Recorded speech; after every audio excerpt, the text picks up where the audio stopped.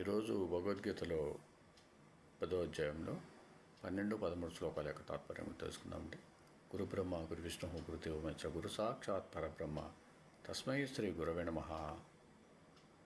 అర్జున ఉవాచ పరం బ్రహ్మ పరం ధామ పవిత్రం పరమం భవాన్ పురుషం శాశ్వతం దివ్యం ఆదిదేవ మజం విభుం. 13వ శ్లోకం. ఆహుస్త్వా మృష యస్సర్వే దేవర్షిర్నారద స్తతా అసితో దేవలో వ్యాసః స్వయం చైవ బ్రవీషి మే. తాత్పర్యం.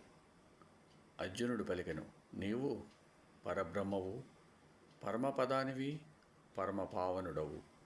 నీవు సర్వవ్యాపివి, సనాతనుడవు, జన్మరహితుడవు, దివ్య పురుషుడవు, ఆదిదేవుడవు.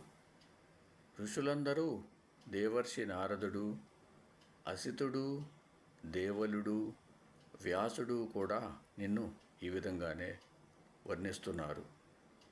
నీవు కూడా నాకు అలాగే చెబుతున్నావు. ఓం సమ సద్గురు సాయినాథ్ మహారాజ్కి జయ.